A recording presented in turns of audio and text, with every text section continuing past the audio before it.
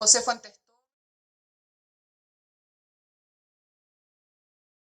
todos condenados, los dos primeros a las penas de 10 años como autores del delito de secuestro calificado del señor Garay Hermosilla, y los últimos dos a la pena de 4 años como cómplices. Eso es la primera causa, su señoría. Y en la segunda causa, también todos condenados, pero ahora todos como autores a la pena de 10 años respecto al secuestro calificado del señor Juan Chacón Olivares. Sus señorías excelentísimas, efectivamente se ha hecho presente que esta no es una vista conjunta, sino que es una vista en pos de la otra, pero pregunto al señor presidente si es posible, dado que mis recursos en ambas causas están fundados en la misma causal, son las mismas argumentaciones respecto de todos mis representados, por una cuestión de economía procesal, su señoría, haré una alegación única respecto de todos ellos, su señoría. Sí, ningún problema. Muy bien. Muchas gracias, señor presidente. Como dije, efectivamente los recursos de casación deducidos respecto de mis 4 representados en ambas causas han sido fundados todos en la misma causal. Esto es aquella del artículo 546, número 7 del Código de Procedimiento Penal. Y alego solicitando desde ya a vuestras señorías excelentísimas se anule el fallo impugnado y se dicte la correspondiente sentencia de reemplazo en la cual se declare que se les absuelve a mis representados por no haberse acreditado debidamente su participación en el secuestro de las víctimas Garay Hermosilla y Chacón Olivares. Por consiguiente, su señoría, lo que alegamos en los recursos de casación es una evidente infracción de ley, más específicamente una violación a las normas reguladoras de la prueba, particularmente a lo dispuesto en los artículos 481-482 del Código de Procedimiento Penal, y ello en relación con lo dispuesto en los artículos 15 y 141 del Código Penal. Porque aquí se les ha condenado a todos mis representados como autores y cómplices en la primera causa, en la segunda todos como autores, respecto del delito de secuestro calificado de las víctimas, por una misma razón, por haber considerado los sentenciadores de instancia que ellos se encontrarían confesos. Confesos, y digo confesos entre comillas, sus señorías excelentísimas, de haber participado en estos hechos. ¿Por qué? Porque en sus declaraciones ellos reconocen haber pertenecido a la Dirección Nacional de Inteligencia, a la DINA, ¿verdad?, para la época en que se produce la detención de estas víctimas, y que esa circunstancia entonces ya los convierte automáticamente en partícipes de los secuestros de estas dos personas.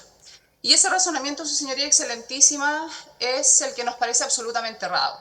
porque es cosa de leer o de revisar, si se quiere, detalladamente las declaraciones de cada uno de mis representados para darse cuenta que en ninguna de ellas existe alguna línea, algún atisbo de confesión. En ninguna parte de sus declaraciones mis representados reconocen haber participado de manera directa en el caso de los autores o colaborado, ¿verdad?, en el caso de los cómplices en el secuestro de las víctimas Garay y Chacón.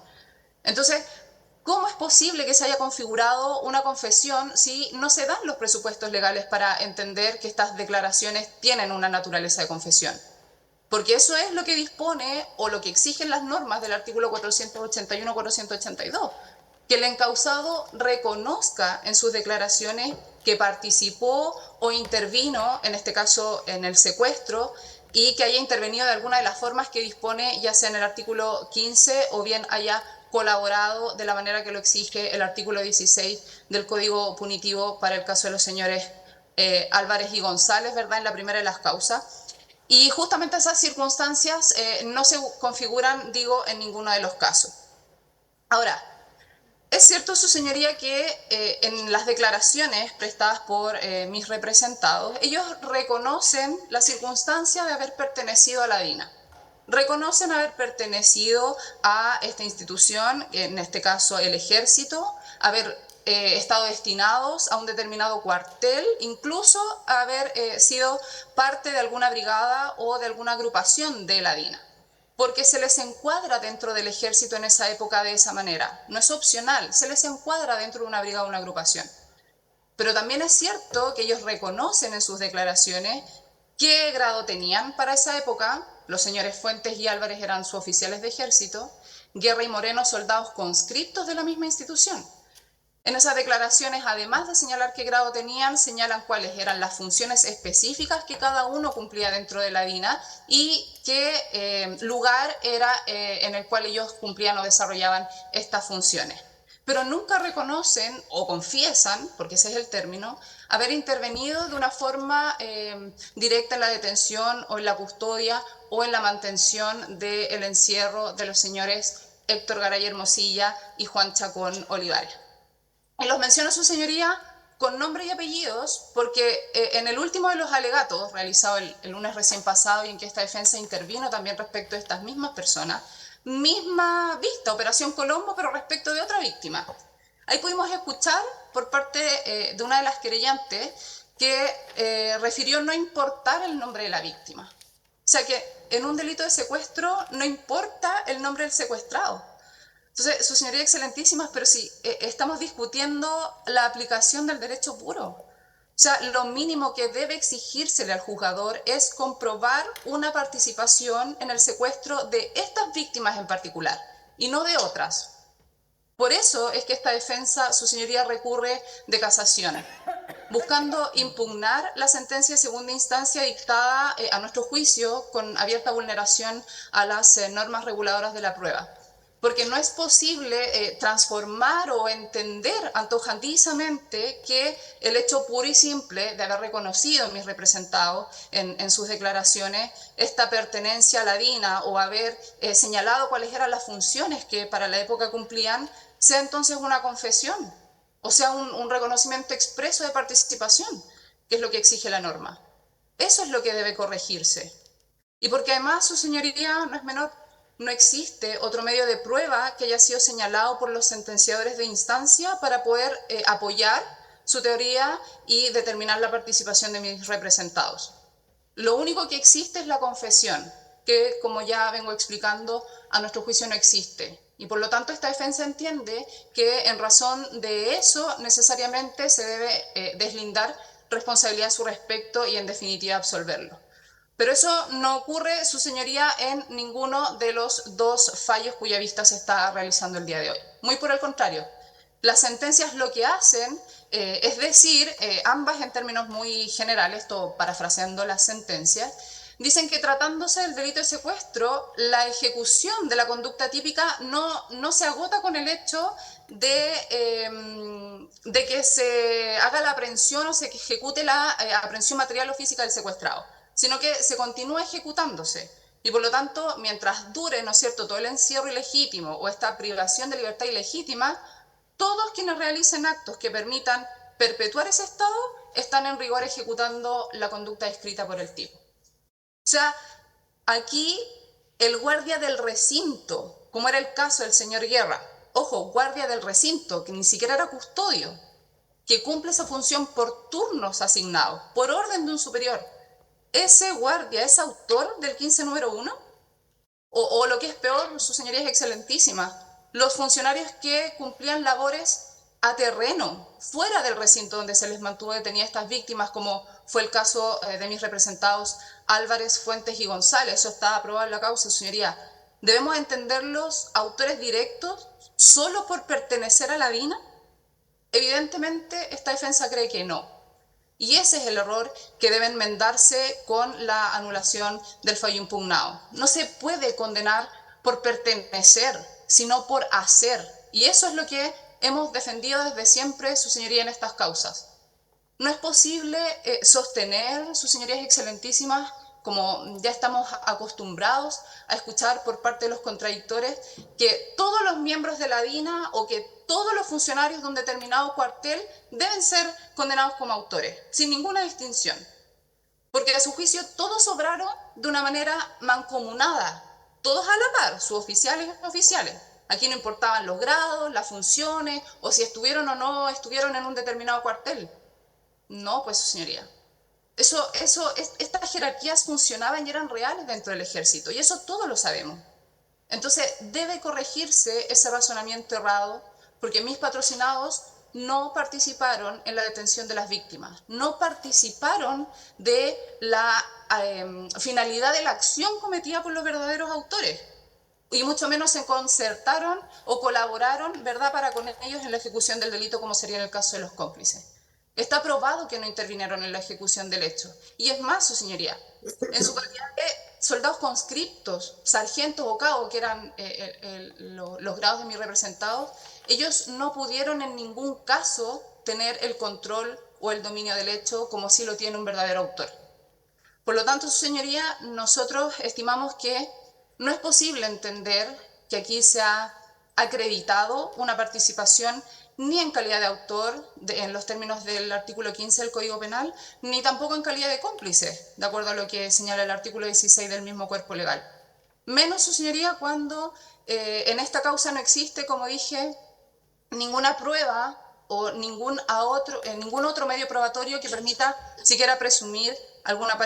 participación directa, ¿no es cierto?, o alguna cooperación en la ejecución del hecho por parte de mis representados. Y por lo tanto, esa responsabilidad que en estas dos causas se les está atribuyendo como autores o como cómplices debe deslindarse y finalmente absolvérsele. Pero por sobre todo, sus señorías excelentísimas, esta defensa entienda que debe absolvérseles porque esa ha sido también ya la decisión de este excelentísimo tribunal en otros episodios de esta gran causa denominada Operación Colombo, y en los cuales también habían sido causados estos 4 representados bajo estas mismas circunstancias, con el solo mérito de sus declaraciones, y resultaron finalmente absueltos,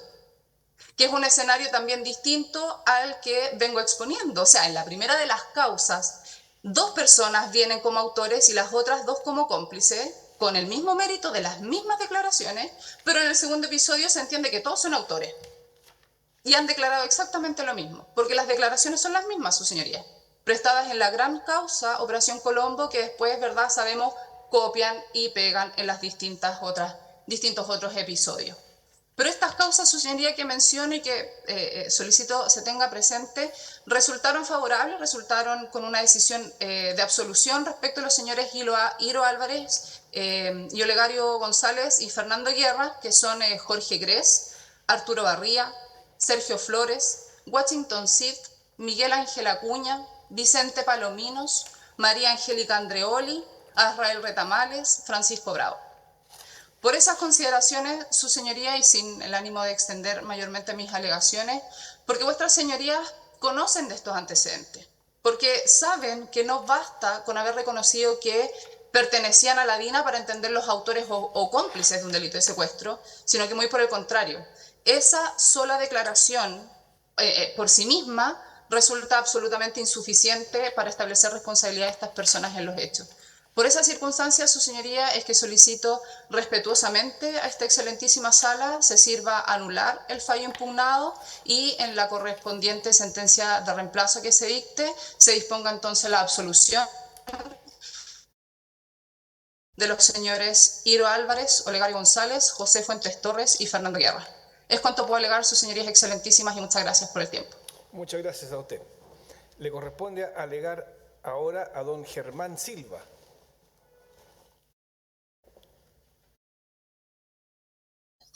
Con su venia, señor presidente, vengo en alegar ante nuestra excelentísima Corte Suprema y me voy a permitir, señor presidente, hacer la misma solicitud que la colega que acaba de declarar. Si puedo hacer conjuntamente las alegaciones por los 2 recursos. Sí, por supuesto. Muchas gracias, señor presidente. Señoría Ilustrísima, excelentísima, vengo en alegar por mi mandante, don Hernán Patricio Valenzuela Salas, quien en la causa de don Héctor Garay fue condenado en primera instancia y en segunda instancia se confirmó la sentencia, pero ya no como autor, sino que como cómplice. En la segunda causa, la de don Juan Chacón, fue condenado como autor y confirmado en la Corte de Apelaciones como autor en esta causa. Señoría, vengo a alegar este recurso de casación que fundamento en la causal del número 1 del artículo 546 del Código de Procedimiento Penal. En tanto cuanto en la causa se ha establecido la existencia de los delitos de los cuales fueron víctimas el señor Garay y el señor Chacón, pero reclamo que se hace ante esta excelentísima Corte va dirigido a la pena que se le impuso a mi representado, don Hernán Patricio Valenzuela. El señor Valenzuela, como ya lo hemos señalado en anteriores alegatos, era el conscripto que por obligación legal estaba cumpliendo su servicio militar. En esa época, obviamente, no debió haber tenido ninguna cuña que le evitara sacarse servicio, tuvo que hacerlo.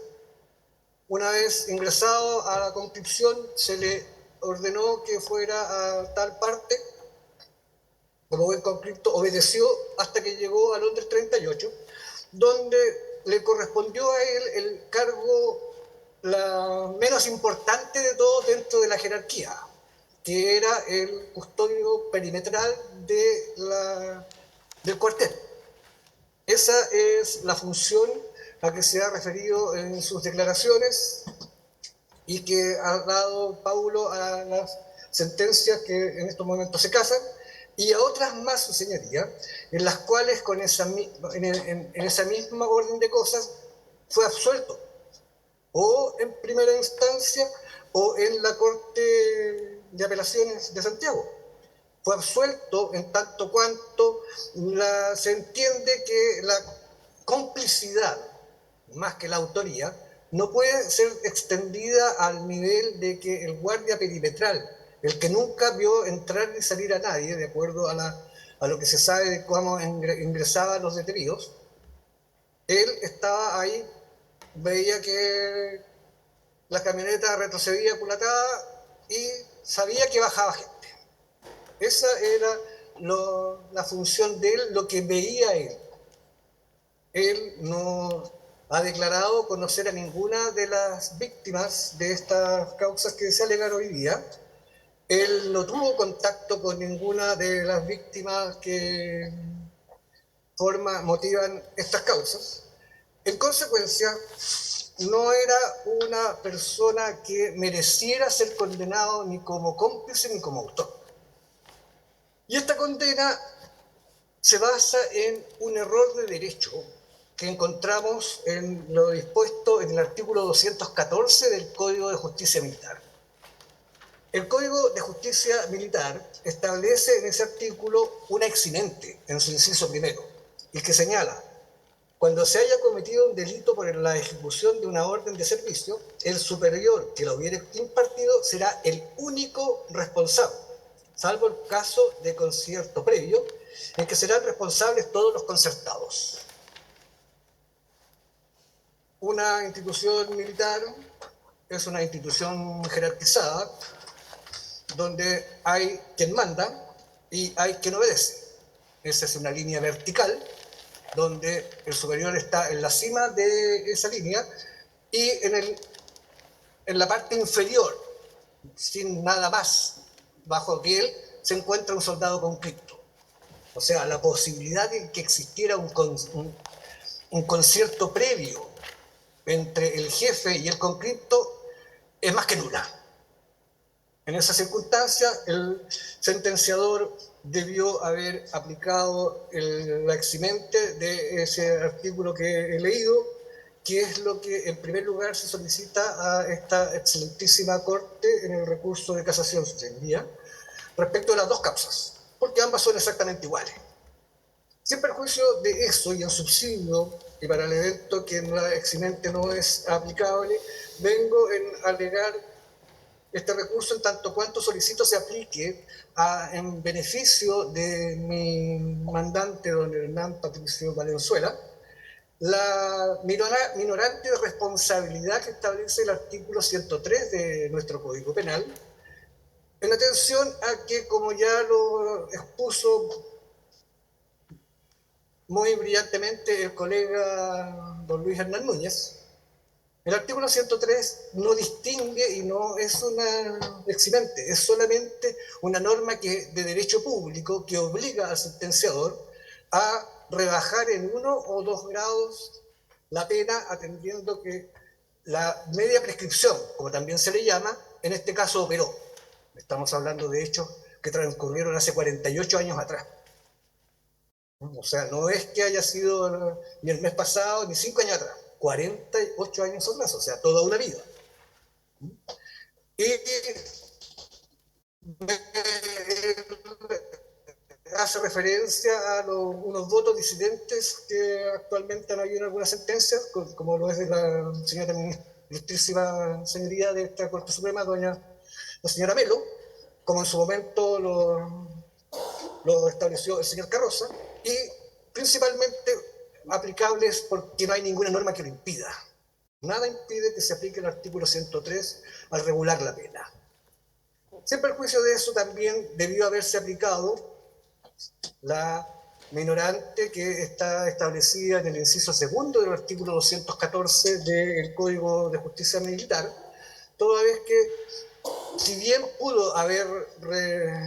rechazado cualquier orden representado, sabemos que no era factible en esa época, estamos hablando del año 34,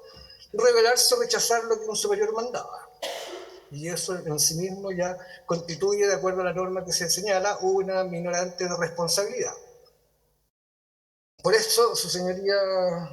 excelentísima, es que solicito que se acoja el recurso de casación que se está alegando, que se dicte la sentencia de reemplazo aquí y aquí. Además, vaya pareja y se empareje con sentencias anteriores, absuelva a mi representado, toda vez que como guardia perimetral estaba muy lejos de poder concertarse con sus superiores o ejercer el verbo rector de lo que es el secuestro, por un lado. Y si no es así, señoría, se le rebaje la pena y se le otorguen los beneficios que la ley establece, de partida por el plazo que ha pasado, aplicando el artículo 103, o la minorante de responsabilidad del cumplimiento de la orden del superior. Es cuanto alego, su señoría, excelentísima, muchas gracias. Muy bien, muchísimas gracias, señor abogado. Le corresponde ahora alegar a la señora Magdalena Garcés. Muchas gracias por la venia a esta excelentísima Corte. Alego en representación de las partes querellantes de doña Inelia Hermosilla, madre de Héctor Garay Hermosilla, y doña María Cristina Olivares, madre de don Juan Chacón Olivares, solicitando se rechacen los recursos interpuestos por la defensa de los condenados. Solo como un pequeño contexto para referirme directamente a los recursos, recordar que Héctor Marcial Garay Hermosilla, que tenía 19 años, fue detenido el 8 de julio de 1973, en la noche, en su domicilio. Fue detenido por un grupo de agentes de la DINA que lo detienen a él y acto seguido se conducen a la casa de Miguel Ángel Acuña Castillo, que también es detenido. Ambos son llevados a Londres 38 y posteriormente aparecen en las listas de los 119. Específicamente, Garay Hermosilla aparece en la revista Lea. Destacar que Garay Hermosilla tenía 18, otro de los testigos que declara Hugo Chacaltana tenía 16, ellos habían sido Garay Hermosilla militante del FER y del Frente Estudiante Revolucionario y del MIR, y que incluso eran tan jóvenes que hay un testigo que señala que le hacían broma a los guardias, que se reían porque no entendían claramente la situación que estaban, e incluso decía que quizás era una forma de defensa. Y después que los detienen a ellos y van a detener, o sea, los llevan al recinto Londres 38, son torturados y después viene la detención de Edwin Banjuri, Bárbara Uribe, etc. O sea, lo relato porque tiene que ver con la forma como se cometían estos delitos. Por otra parte, en el caso de Juan Chacón Olivares, él fue detenido el 15 de julio del 74, pero esto fue un operativo más largo, porque detuvieron primero a su esposa, había salido su esposa con María Inés Alvarado Borgel, que fue una causa que también fue conocida recientemente por la excelentísima Corte, con fallo de marzo. María Inés Alvarado la detienen, Verónica alcanza a llegar a su casa con su hija, va su suegra a buscar a la nieta, y estaba de visita un primo, Antonio Osorio, también llega el padre de Juan Chacón, y llegan posteriormente los agentes de la DINA con María Inés Alvarado Borgel muy herida y hacen lo que se llama una ratonera y se llevan a todos detenidos a Londres 38, es decir, primero a Verónica Martínez, a la esposa de Juan Chacón, a María Inés Alvarado Borgel, al primo y al papá de Juan Chacón. Después llega Juan Chacón y Martín Elgueta Pinto, también son detenidos, también conducidos a Londres 38. A los 3 días la suegra de Juan Chacón, la mamá de Verónica Martínez, así como también mi representada, la señora María Cristina, concurren al departamento a buscar ropas para la niña que tenía 2 años, la hija de Juan Chacón, y también son detenidas porque habían permanecido 5 agentes de la DINA todos esos días en el departamento y las conducen a Londres 38, y en el caso de la señora Cristina además le sacan la venda y le hacían a cocinar y repartir la comida a los detenidos. Después todos los detenidos, salvo María Inés y Martín Elgueta, son llevados a 4 Álamos y desde ahí son liberados. La señora, María Cristina es liberada de Londres, los otros son liberados de 4 Álamos y se pierde el rastro de Juan Chacón Olivares hasta la fecha y también aparece en la lista de los 119. Respecto a los recursos interpuestos, me quisiera referir en primer lugar a las defensas de Pedro Araneda y Hernán Valenzuela Salas, por cuanto tienen recursos que son similares, que están basados en el artículo 103 y en el artículo 211, en el artículo 214 del Código, inciso segundo, del Código de Justicia Militar. Primero dicen que, denuncian violada el artículo 214, inciso segundo, omitiendo que el artículo 214 se refiere a leyes relativas al servicio. Ellos señalan que el artículo 214 no se refiere a la ley, inciso segundo, no se refiere a las órdenes del servicio. Pero en términos muy generales, señalar que el artículo 214 no procede, por cuanto las acciones ejecutadas por la DINA en estos recintos de detención, secreto y tortura jamás van a ser órdenes de servicio, y que en relación al artículo 211, no podría ser aplicado por cuanto no reconoce la detención,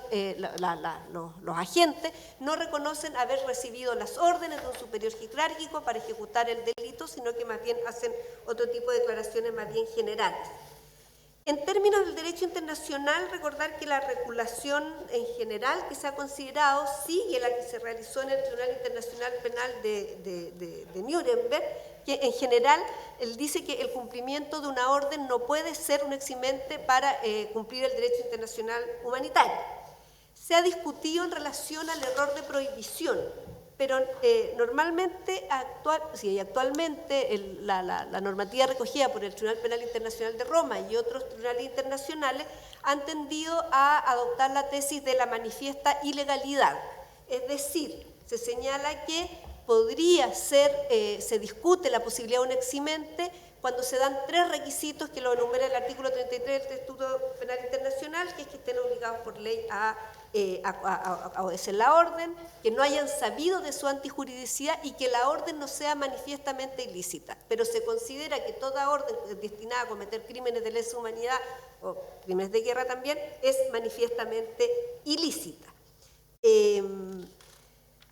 Por otra parte, en relación a estos recursos en específico, fueron conocidos y fallados también en la causa de Eduardo Lara Petrovich, José Caupolicán Villagra Astudillo y Enrique Toro Romero, que a mi parecer es el fallo rol 3739 de 2019, que se refiere con mayor desarrollo a una interpretación sistemática entre el artículo 214 y el artículo 211. Y dice que efectivamente que la redacción literal del texto, que es lo que plantea las defensas, es decir, que el artículo 214, inciso segundo, no son órdenes del servicio, no pueden ser órdenes del servicio si tienden a la comisión de un delito, dice que la redacción literal del texto permite que efectivamente hayan órdenes del servicio que puedan tender a la comisión de un delito. Porque se dice, en el artículo 214, inciso primero,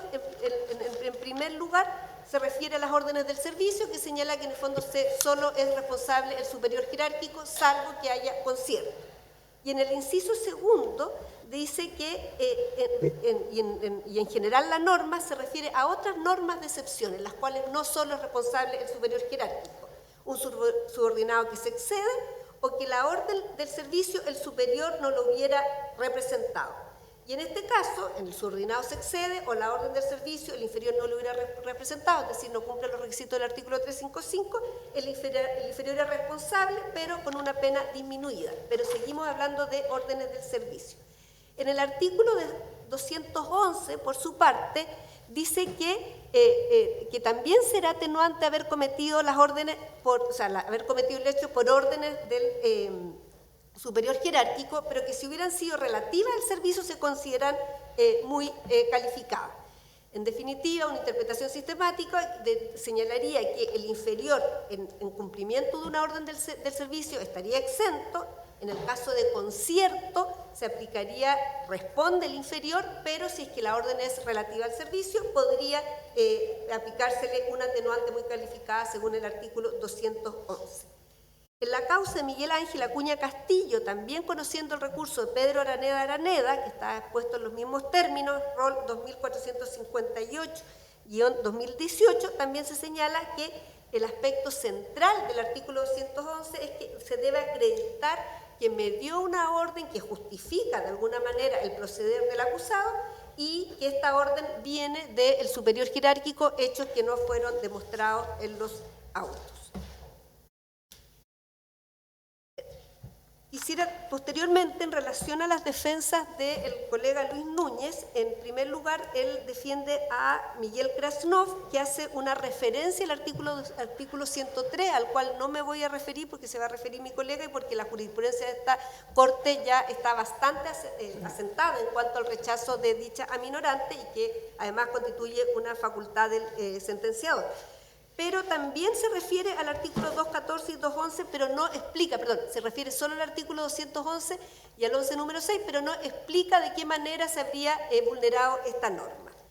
En los recursos relativos al caso de Héctor Garay Hermosilla, también se refiere respecto de Germán Alfaro, Enrique Gutiérrez, Rodelindo Urrutia, Juan Villanueva y Óscar Laflor, que fue condenado como cómplice sin beneficio. También se refiere al artículo 546, número 1, en relación al 103, 214 y 211. Pero en la causal, en el caso de Juan Chacón Olivares, sí se refiere, el recurso de casación es más amplio y se interpone las causales el 546, número 1 y número 7. Y en relación al número 7 se dice que están violadas las normas del 109, 110, 111, 481, 482, 488 y 456 bis del Código Procedimiento Penal. Al respecto, refiriéndome, por ejemplo, al caso de Germán Alfaro, Enrique Gutiérrez Rubilar, como señalé, se denuncian violadas toda esta cantidad de normas y partir por señalar que el artículo 109, 110 y 111 no son leyes reguladoras de la prueba, al artículo 481, que tampoco es ley reguladora de la prueba, me haré referencia más adelante, y que el artículo 482, ya desde el caso de Jorge Iglesias Aburto, que es otra operación Colombo, rol 36.731-2017, se señala respecto justamente a la confesión que se ha venido discutiendo en todas estas causas, que el artículo 482 otorga una facultad discrecional que por definición no puede ser revisada en una sede de casación en el fondo porque conduciría a transformar al recurso en uno propio de la instancia y que en definitiva la valoración de las circunstancias que exprese el enjuiciado serán consideradas o no una confesión judicial por el juzgador del grado de acuerdo a los antecedentes de la causa y su facultad de apreciar, como ya he señalado, los distintos antecedentes del proceso. En relación a la defensa de Leonida Méndez Moreno, que realiza de la Corporación de Asistencia Judicial, también se estiman violados el artículo 546, número 1, 103, 211 y 214, a los cuales ya me he hecho referencia. Ahora, en el caso del recurso de Méndez Moreno, pide absolución por el artículo 214 y en su defecto, o sea, en subsidio, aplicación del artículo 214, 211 y artículo 68 y rebajar la pena y además obtener el beneficio de la ley 18.216. Es decir, establece peticiones subsidiarias las cuales deben ser rechazadas en sede de casación. El recurso de Raúl Rodríguez Ponte, que viene condenado como autor, era miembro de la Policía de Investigaciones de Chile, cumplía funciones de interrogador, es decir, quienes aplicaban interrogatorios bajo tortura. pide primero la causal del 546 número 7 y absolución, y después también la 547 número 1. Y las leyes violadas dice que son la 457 número 15, 481, 482, 456 bis en relación al 1, 15 y 141. Y además dice que está violado en el artículo 546 número 1, infringe como leyes violadas el artículo 15 número 1 y 141, sin mencionar cuáles son las leyes, cuáles serían las atenuantes o agravantes, que no, en este caso atenuantes que no habrían sido consideradas. Este recurso en realidad no es muy inteligible. Primero dice todas las leyes que han sido violadas y se hace referencia a los considerandos 20º y 21º del fallo de primera instancia, esto en relación a Garay y Hermosilla. El considerando 20º, al cual hace referencia, refiere a otros agentes, no a Rodríguez Ponte, y el considerando 21º es un considerando más bien general, en que habla sobre el carácter permanente del delito imputado, y también habla en términos generales que los encartados realizaron distintos actos que permitieron efectuar el encierro o detención y perpetuar la conducta típica en el tiempo a través de que dice que estas conductas todas permitieron la realización del injusto sin perjuicio de que haya o no haya concierto previo. Se refiere más bien a la idea de que aún no habiendo concierto previo, todas estas conductas pueden ser conductas de autores materiales y que pueden ser encausadas en el artículo 15 número 1 y 15 número 3. El recurso sigue señalando que toda la prueba rendida es falsa, no dice, porque todo es falso porque no hay declaración propia y no hay elemento de cargo ni hay resto de la prueba. O sea, en definitiva señala que en realidad todo sería falso, que no hay prueba, que no... y dice que se está infringiendo por todo esto el artículo 481 porque se le aplica a hechos inexistentes. En definitiva, entonces estaría cuestionando los hechos. Después, como ya señalé, dice que está violado el artículo 457 número 5, que es el que establece los medios de prueba, el 481, que como ya señalé, está también en la casación del caso Toro Romero y otros, que es una valoración que está entregada a los jueces de fondo. Dice también que está vulnerado el 456 bis, que múltiples sentencias en estas causas han señalado que en realidad es una herramienta que se le entrega al juez en el sentido de que si no ha alcanzado la última convicción de la culpabilidad puede absolver, pero que en ese sentido no es una ley reguladora de la prueba. También esta norma ha sido considerada, ¿cómo se llama?, en otros fallos. Y respecto al artículo 482, como ya señalé, se ha establecido que la jurisprudencia de esta sala tiene que ver, señala que el juez, el tribunal, dará valor o no a los antecedentes según corresponde. Tiene que ver con la confesión, cuando la persona además ha atribuido a más circunstancias que podrían eximirlo de responsabilidad. Y como ya señalé, en la segunda causal del 546 número 1 no refiere cuáles serían las atenuantes que habrían sido infringidas, porque dice que fue infringido el artículo 141 y el 15 número 1, conociendo un recurso muy similar en esta excelentísima sala. Ha dicho que si lo que se está cuestionando en el artículo 141, en realidad tendría que haber interpuesto la causal del 546 número 2. En el caso de Víctor Álvarez Droguet, quisiera relatar que él era efectivamente guardia de recinto, fue condenado cómplice a 4 años sin beneficios. Quisiera señalar primero que en el caso de él está condenado, en el caso de Garay Hermosilla, y que en el caso de Juan Chacón Olivares, él fue absuelto y que esta parte decidió no presentar recursos porque valoramos el fallo en su integralidad, el fallo por la condena de Juan Chacón Olivares, y por lo tanto en una postura más bien estratégica decidimos no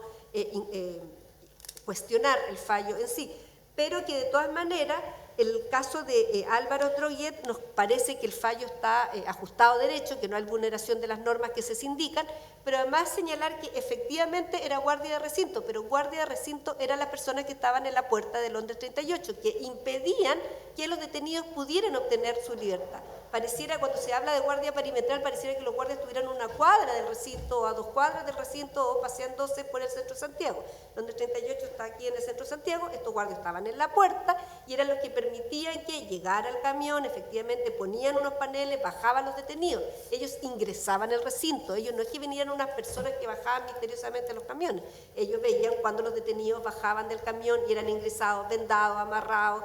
a veces varios al mismo tiempo, y además recibían sus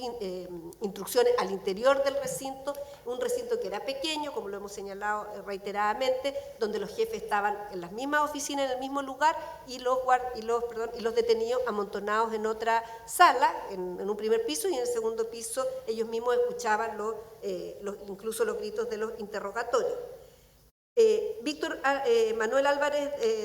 Droguet reconoce en sus declaraciones de que se pareja con un agente, que lo apodaba el ciego, que su jefe era Gerardo Urrich, que recuerda que con los oficiales que llegaban, dice, su función específica era ser guardia del cuartel, tenían turnos de 24 horas, en fin. Y dice que los detenidos llegaban, no personas cualquiera, detenidos llegaban en camiones de color blanco grande, atracaban las puertas de entrada, tapaban con unos paneles laterales y eso permitía el ingreso de los detenidos y que a veces se escuchaban los gritos de los detenidos. Otro de sus coimputados, que es Rafael de Jesús Rivero Frost, que también está condenado, pero él como guardia directa, menciona como las personas con las cuales hacían guardia era Víctor Álvarez Droguet y que estos hacían guardia del recinto y de los detenidos. Sin embargo, como ya señalé, Víctor Manuel Álvarez Droguet no reconoció haber hecho guardia detenido y por eso se le condenó en base a lo que sí reconoció como guardia del cuartel. Sin perjuicio de lo anterior, señalar que él está, las leyes violadas que se denuncian son el 481 y el 488 número 1 y 2 en relación al artículo 16 y 141. Insistimos que consideramos que en mucho tiempo incluso consideramos que estas acciones podrían ser consideradas como parte de una coautoría. Sin embargo, decidimos no apelar del fallo y entendemos que puede haber un disvalor menor y que pueden ser efectivamente consideradas las acciones como de complicidad en el sentido que permitían el desarrollo del delito y eran coetáneas previas y coetáneas a que ocurrieran los hechos. En relación a otros recursos, están los recursos de Lautaro Díaz Espinosa, que era guardia directa, que también está condenado a pena efectiva, 10 años, y Israel Rivero Frost, guardia directa. En este caso se le modificó la pena, el que acabo de mencionar, de autor de 10 años se le rebajó a cómplice a 4 años, con pena efectiva. En estos recursos su abogado alega enajenación mental, que como ya hemos señalado correspondería, de acuerdo a las aplicaciones de las normas del 684 y siguientes, definirlo por el juez de instancia si es absuelto o condenado, porque ya el proceso siguió. Pero él dice que las causales son el 546 número 1 y 7. Respecto al número 1 dice que en realidad no es cómplice, sino que es encubridor y además aplica el artículo, pide la aplicación del artículo 103. Dice que la participación no existió o fue totalmente accessoria y que no hay prueba que haya cooperado en los hechos. Por eso pide que se le rebaje a encubridor. Después interpone la causal del 546 número 7, pero dice que no existe prueba, su recurso, que permita establecer la participación en calidad de cómplice. Y entonces dice que están violados los artículos 109, 110, 111, 488 y 488 lo menciona en términos generales y 456 bis. El recurrente cita el Estatuto de Roma, porque señala que el Estatuto de Roma dice que no se puede alterar la carga de la prueba, pero no dice cómo en el presente caso habría sido alterado la carga de la prueba. En general, quisiera hacerme una referencia que este mismo recurso fue rechazado en la causa Greja Burto, en que también se señala que al ser el recurso de casación un derecho estricto, debiera describir de forma específica la comisión de cada uno de los vicios que él señala, en qué consiste el error de derecho denunciado y que esto no ha sido, y cuál sería la correcta aplicación de la norma, cosa que no ha desarrollado el recurrente en esto, en sus recursos. También recurren de casación Raúl Iturriaga Neumann, condenado como autor, Pedro Espinosa Bravo, condenado como autor, Máximo Aliaga Soto, como guardia directo, y todos ellos interponen las causales del 546 número 7, denunciando violar 457 número 56, 481, 482, 488. También pone la causal del 546, no, 546, 546 número 7. Como ya he señalado, la gran mayoría de las causales no son leyes reguladoras de la prueba. Quisiera más destacar que en el caso de Pedro Espinosa y Raúl Iturriaga Neumann no fueron condenados por confesión, sino que fueron condenados por una serie de presunciones judiciales que fueron establecidas largamente en el fallo de primera instancia respecto de cada uno y con una larga cantidad de declaraciones de coimputados que los indican en las responsabilidades que tenían ambos en la organización, en la DINA y respecto a las jefaturas que ejercían sobre el trabajo operativo de esta institución. Respecto a Nelson Paz, solamente quisiera hacerme una referencia en relación a Tejas Verdes, que se hizo presente que él estaba, que no fue condenado, no ha sido juzgado en Tejas Verdes porque nunca estuvo, al parecer nunca estuvo ni en Londres 38 ni en Tejas Verdes. Pero las causas de Tejas Verdes que han sido conocidas y falladas por esta excelentísima Corte son todas relativas a hechos ocurridos el año 1973 o los primeros meses, en realidad enero del 1974, en las cuales estaba condenado Manuel Contreras y otros oficiales de la Escuela de Ingenieros de Tejas Verdes. La DINA llevó detenidos a Tejas Verdes, detenidos desaparecidos ahí entre enero y febrero, en el momento en que efectivamente Paz no estaba en Tejas Verdes. En marzo y abril todavía sigue funcionando el centro de detenidos, pero no hay detenidos desaparecidos en esa época porque ya empieza a funcionar, los agentes habían sido traídos a Santiago, estaban en cuartel 1, el primer cuartel que van algunos, y ya empiezan a habilitar Londres 38. Pero en definitiva, para el momento en que Londres 38 empieza a funcionar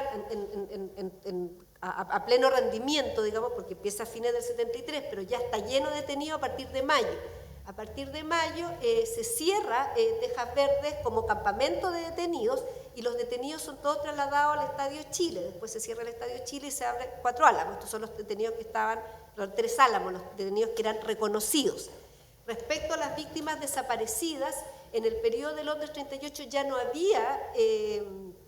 un campamento de prisioneros en Tejas Verdes. Por eso es que las declaraciones que se señalan que detenidos habían sido llevados a Tejas Verdes en camiones y no regresaban, nosotros entendemos que hacen referencia justamente por el marco temporal a detenidos desaparecidos. Es un periodo porque ya no hay un campamento de prisioneros y los detenidos no regresan ni tampoco son reconocidos.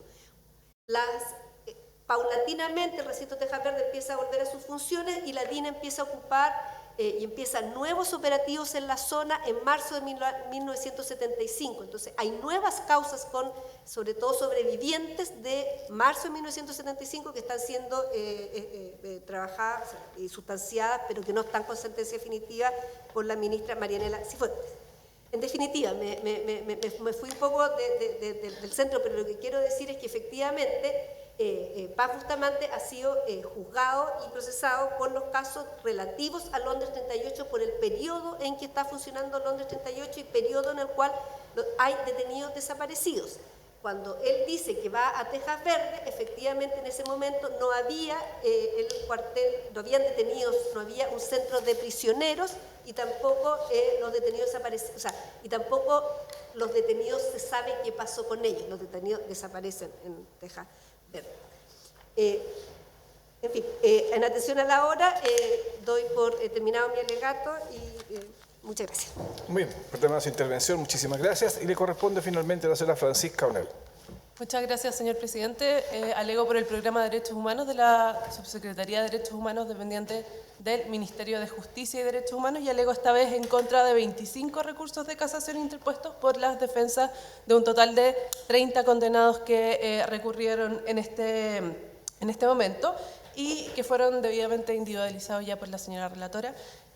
Voy a tratar de agruparlos también haciendo una especie de cierre según causales para también en virtud del tiempo tratar de ahorrar la mayor cantidad de explicaciones que ya han sido dadas.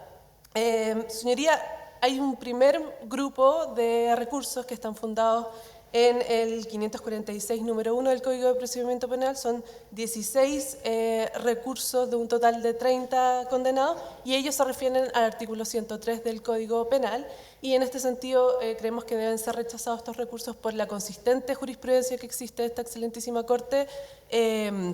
que ha querido ser desconocida a través de estos recursos, pero que no solamente tiene que ver con el ejercicio que ha hecho en el Poder Judicial en esta materia, sino que también el reconocimiento de responsabilidad internacional que ha hecho el Poder Ejecutivo en la última audiencia ante la Corte Interamericana de Derechos Humanos en el caso Vega González y otro versus Chile, en donde reconoce responsabilidad internacional por haber aplicado la figura del 103 a los crímenes de lesa humanidad que hoy nos convocan. Y por lo tanto solicito que se rechacen estos 16 recursos interpuestos por estos 16 condenados por los argumentos además que esta excelentísima Corte ya sabe y que han sido expuestos en diversas audiencias que tienen que ver con que ambas instituciones, la prescripción propiamente tal y la media prescripción comparten la misma naturaleza, pero además que la imprescriptibilidad de este tipo de delitos tiene que ver con una norma ius cogens, que por lo tanto primaría por sobre aquellas impuestas por el ordenamiento nacional. Y además porque estamos ante crímenes gravísimos que hieren no solamente a la víctima, en el caso por ejemplo de Garay Hermosilla hablamos de un joven de 19 años que ve truncada su vida, sino que también son casos que nos hieren a todos como sociedad y por lo tanto ameritan una pena que sea proporcional a la gravedad de los mismos.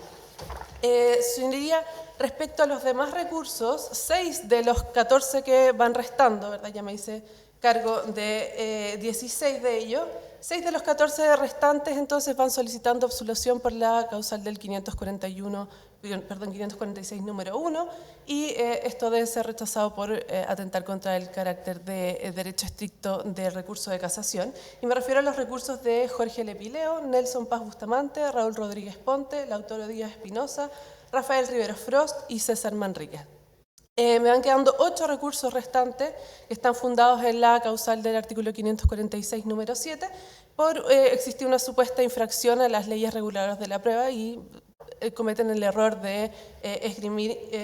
infringidas ciertos artículos que no son leyes reguladoras de la prueba, como ya se señaló por doña Magdalena Garcés, por ejemplo, el artículo 456 bis, el 481, el artículo 482. Y de este grupo de 8 recursos que están fundados en esta causal e infringiendo las leyes reguladoras de la prueba, hay 4 en particular que señalan la infracción del artículo 488 de forma genérica y sabemos que esto también atenta contra el carácter de derecho estricto de este recurso, por lo tanto consideramos que deben ser rechazados. Y me refiero en concreto a los recursos de Iro Álvarez, Fernando Guerra, José Fuentes Torres y Olegario González. Señoría, haciendo este examen, ¿verdad?, sobre la construcción entonces de los recursos, creemos que ninguno de ellos se sostiene, todos ellos tienen problemas graves de planteamiento y por lo tanto deben ser rechazados, pero sin embargo igual corresponde que nos hagamos cargo de la alegación que subyace a estos y que tiene que ver con una supuesta insuficiencia de la prueba para acreditar la responsabilidad de los condenados. Así, por ejemplo, Pedro Espinosa señalaba que él no tenía el mando de la Brigada de Inteligencia Metropolitana, sino que César Manríquez era el que estaba a cargo en esa época y que por lo tanto, la responsabilidad de César Manríquez excluye la de Pedro Espinosa, cuestión que sabemos que no es así, no es verosímil creer que antes del 19 de noviembre, que es cuando él asume la Brigada de Inteligencia Metropolitana, entonces él era una persona sin ningún tipo de mando en la DINA, cuando sabemos que era subdirector de la DINA, era asesor además directo de Manuel Contreras y parte de su plana mayor, por lo tanto tenía bajo su control tanto los recintos de detención como las brigadas, los agentes y, por supuesto, que el destino de los detenidos, por supuesto. Pero además existen a lo menos 8 elementos de cargo que están debidamente individualizados en la sentencia de primer grado en el considerando 10º. Por lo tanto, no es real esta supuesta insuficiencia de la prueba en el proceso. Respecto a César Manríquez Bravo, lo mismo, hace unas alegaciones que tiene una línea de argumentación que ya está obsoleta, habla de amnistía y prescripción, que sabemos que no opera para este tipo de crímenes, pero además señala que él siempre cumplió labores administrativas. Dice que era una persona que hacía inventarios, que nunca estuvo a cargo de la labor operativa de la DINA. Y aquí hay un elemento que es importantísimo del proceso, que es la misma indagatoria de Manuel Contreras, que es preguntado por la Brigada de Inteligencia Metropolitana, y cuando se le pregunta, él dice, este es un grupo de acción. La Brigada de Inteligencia Metropolitana es esencialmente operativa y él lo describe como un grupo de acción, el mismo Manuel Contreras. Señoría, ahora ya respecto a Jorge Lepileo Barrios, él tenía un nombre operativo, era Leonardo Aranguis, y su rol, la verdad es que se dibuja muy claramente a partir de la declaración de Lautaro Díaz Espinosa, que está a Fojas 4713, y que relata cómo ellos iban a buscar detenidos a Tejas Verde,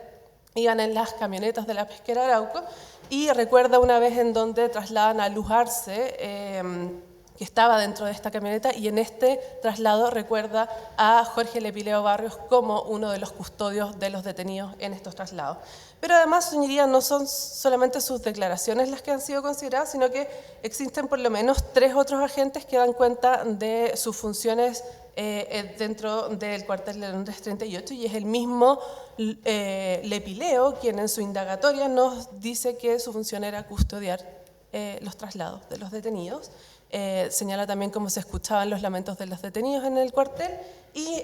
dice que se daba cuenta de cuando los detenidos ya permanecían mucho tiempo en el recinto de Londres 38 por el mal olor de sus cuerpos. Es decir, esa es la cercanía de la gente con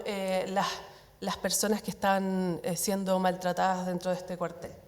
Es decir, es clara para nosotros su responsabilidad en estos hechos. Respecto a Paz Bustamante, ya se hizo una gran alusión a cómo funcionaban los centros de detención y de desaparición a la época, y aquí solamente hacer mención, ¿verdad?, a la declaración de Luz Arce que consta en el proceso, que dice que Nelson Paz Bustamante no es solo la persona que detenía, sino que también está presente en sus propios interrogatorios. Y recordemos que Luz Arce detenía el 17 de mayo hasta el 10 de julio, es decir, se topa con la víctima en Londres 38, y después tiene una segunda detención que es del 23 de julio de 1974, es decir, ubica en todos estos momentos a Paz Bustamante dentro de Londres 38, y así también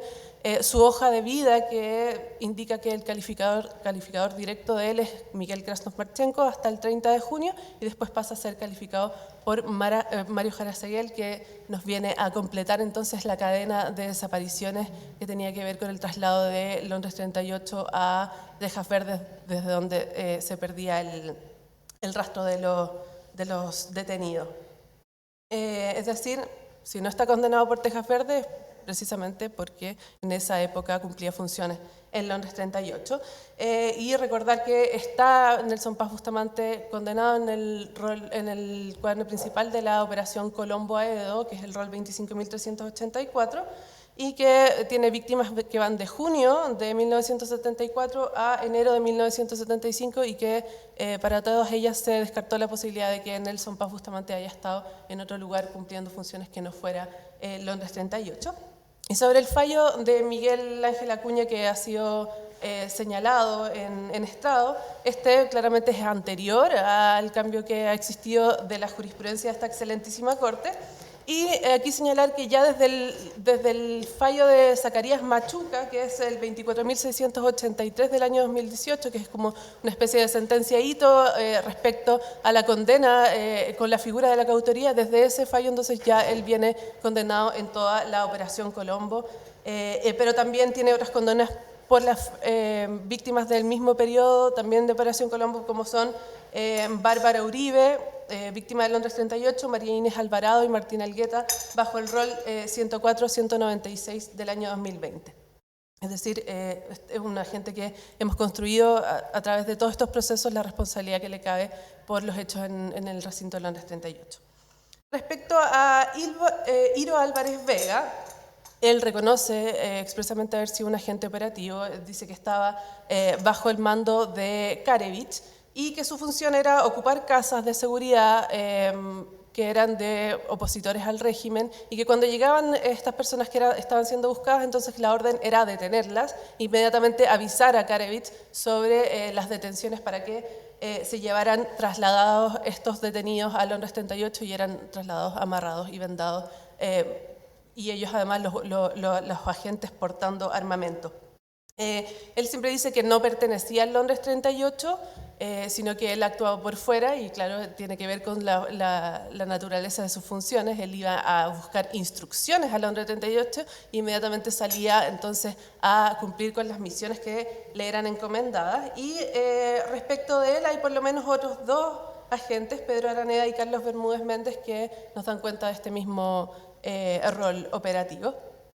Respecto a Olegario González Moreno,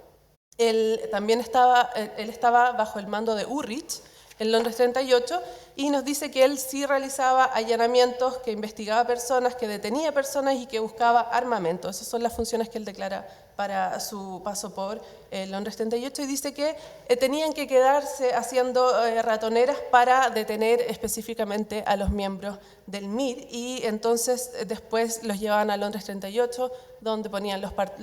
paneles para que los transeúntes no lo vieran y hacían ingreso de estos detenidos al cuartel. Respecto de Fernando Guerra Bajardo,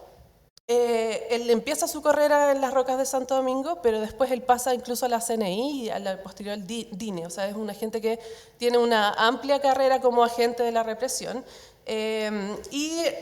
se señaló en estrados que él era un mero guardia perimetral, cuando él mismo en su indagatoria señala que su función era la de cuidar a los prisioneros, permaneciendo armados en la sala donde se encontraban. Describen también el camión de la pesquera Arauco que traía a los detenidos y relata cómo interrogaban a los detenidos en el baño de Londres 38 y cómo eran interrogaciones bajo apremio. A esto se suman por lo menos 5 elementos de cargo que tienen que ver con declaraciones de otros agentes que lo ubican en estas mismas funciones.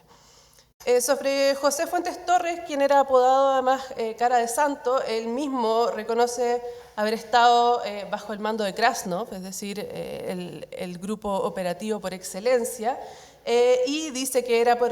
operativo, que su práctica era hacer detenciones, porotear o hacer puntos de contacto, y esto lo hacía acompañado del agente Osvaldo Romo. El grupo de Romo es precisamente el que está involucrado además en la detención de Héctor Garay, por lo tanto es lógico que él también haya participado en este grupo junto a Romo, y así dan cuenta de hecho Paz Bustamante, Vasclay Zapata y René Alfaro Fernández, que lo indican como parte del grupo operativo de Osvaldo Romo. Señoría, entonces queda en evidencia que no existe una supuesta insuficiencia de la prueba y estamos ante realmente una discordancia con la apreciación que ha hecho el sentenciador de segundo grado, cuestión que no es atacable por la vía del recurso de casación, pero además, señoría, hablamos del cuartel de Londres 38 en pleno julio y agosto de 1974, que es el periodo más crítico, más grave en cuanto a cantidad de detenidos, y hablamos de un cuartel además que no duerme, que está constantemente recibiendo detenidos, constantemente saliendo a realizar misiones, por lo tanto es difícil encasillar a los agentes en solo un rol. Lo que hemos señalado en otras audiencias es que existen estas funciones que se topan entre sí y que juntas entonces son las que dan posibilidad de que existan estos graves crímenes. Y lo último que quiero señalar sobre la causa de Garay es que jamás se ha dicho en estas audiencias que no nos importa el nombre de las víctimas. Lo que se ha dado cuenta en una audiencia anterior es que la definición de desaparición forzada tiene que ver con la falta de reconocimiento por parte de los responsables de la detención o desaparición de la víctima. Es decir, no podemos esperar a estas alturas que alguno de los agentes condenados como responsables en estas causas nos indiquen el nombre de la persona que detuvieron, sino que es parte de la forma en que operaban negar esta circunstancia. Por favor, que eso quede aclarado. Respecto a ahora paso a hacerme cargo de la causa de Juan Chacón Olivares. Alego en contra entonces de 24 recursos de casación por un total de 29 condenados y solicito desde ya su rechazo de todos los recursos interpuestos. Señalar, ¿verdad?, que Chacón Olivares es detenido solo 7 días después de Garay Hermosilla, por lo tanto hay una gran coincidencia de condenados, pero una gran coincidencia también de los recursos que en este caso son idénticos a la causa de Garay Hermosilla. Entonces voy a dar por expresamente reproducido lo referido a 20 recursos. Me refiero al de Pedro Araneda, Hernán Valenzuela, Manuel Rivas, Hugo Hernández, Nelson Paz Bustamante, Leonidas Méndez, Alfredo Moya, Fernando Guerra Bojardo, Iro Álvarez, Olegario González, José Fuentes Torres, César Manríquez, Enrique Gutiérrez Rovilar, Germán Alfaro, Juan Villanueva, Udeslindo Urrutia, Miguel Krasnov, Rafael Riveros, Lautaro Díaz y Raúl Rodríguez Ponte. Son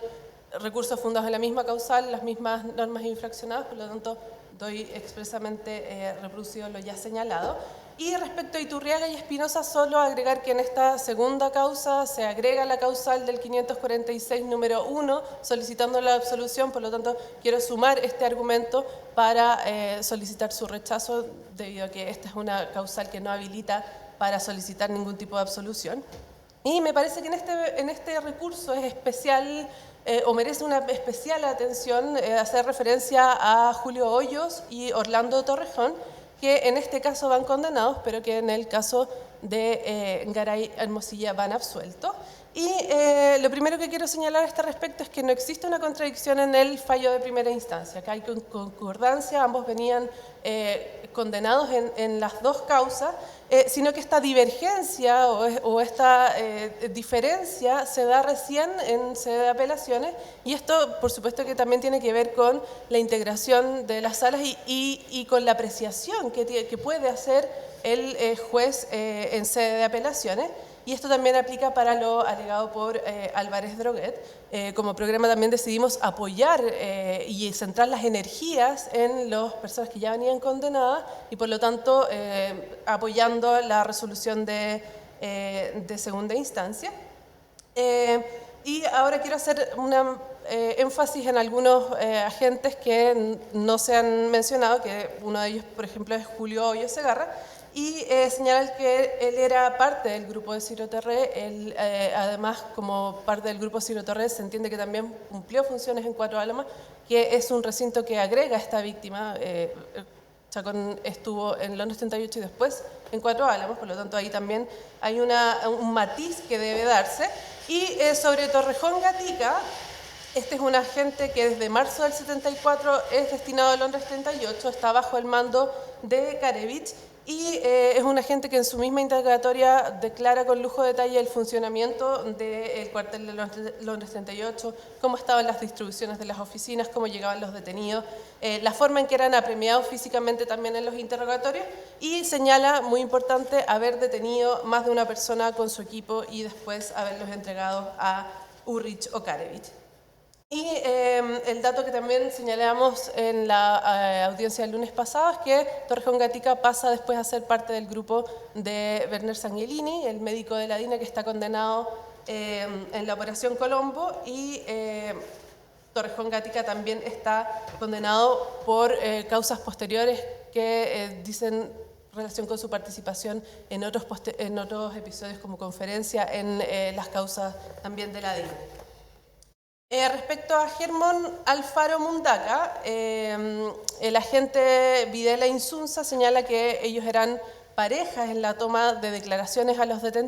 detenidos. Dice que uno preguntaba y el otro escribía a máquina, y señala cómo llegaban los detenidos, vendados, torturados. Esto también es reafirmado por Alfaro Muntaca, quien declara que llevaba a los detenidos a la presencia de los superiores, que iban vendados o esposados, para que se les tomara declaración por orden del jefe. Y se uniría a mayor abundamiento estos agentes a los que he hecho referencia, que son Hoyo Segarra, Torrejón Gatica y Germán Alfaro. Todos vienen condenados en las sentencias de la Operación Colombo más recientes de esta excelentísima Corte. Todos vienen en la causa de Zacarías Machuca, 24.683, en el cuaderno principal, que es 25.384, y en la última, que es Colombo Eduardo Siede, bajo el rol 21.337 del año 2019, es decir, acá hay 3 de 3 según la nueva jurisprudencia de esta excelentísima Corte. Pero además, señoría, estos recursos deben rechazarse porque son ambiguos. Nos señalan que no han cometido el delito, pero después se piden beneficios por la ley 18.216. Señalan otro tipo de participación que se les debe imputar, que no sería la de autores, pero tampoco señalan la norma, que es la que pretenden aplicar, si es que quieren que se les considere cómplices o encubridores. No hay ninguna referencia a ese tipo de normativa. Y además señalan el artículo 488 de forma genérica, por lo tanto no hay posibilidad que pasen en la admisibilidad formal, digamos, de la pronunciación de esta excelentísima Corte respecto al fondo de ello. Y esto aplica también para Gutiérrez Rovilar, Villanueva Alvear y Urrutia Jorquera, que tienen el mismo recurso. Respecto ya a lo último, señoría, Manuel Heriberto Avendaño, él no viene condenado en la causa de Garay Hermosilla, porque este es un agente operativo del recinto de Cuatro Álamos. Él no solamente era guardia, sino que era comandante dentro de sus pares, y según las mismas declaraciones de sus compañeros en la guardia, cuando Orlando Manso no estaba en el recinto como jefe, entonces la responsabilidad recaía sobre el oficial de guardia que tuviera mayor antigüedad, y en este caso era Avendaño. Es decir, tiene una función tremendamente amplia que va desde recibir a los detenidos, entregarlos para los interrogatorios,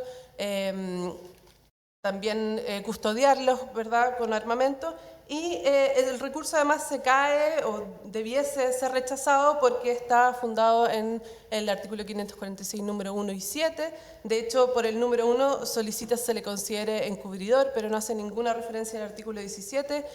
Respecto del número 7, señala infringidas leyes reguladoras de la prueba que no son tal y hace una invocación genérica al artículo 488 y hace una invocación nuevamente por el número 1, es decir, invoca 2 veces la causal 546 número 1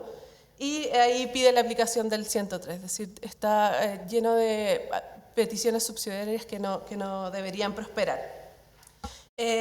Por lo tanto, señoría, solicito a esta excelentísima Corte respetuosamente rechace todos los recursos de casación interpuestos en ambos procesos por las defensas de los condenados. Es cuanto puedo alegar. Muchas gracias. Muy bien. Bien, entonces damos por terminadas sus intervenciones y por finalizada la vista de la causa. Tengan todos muy buenos días.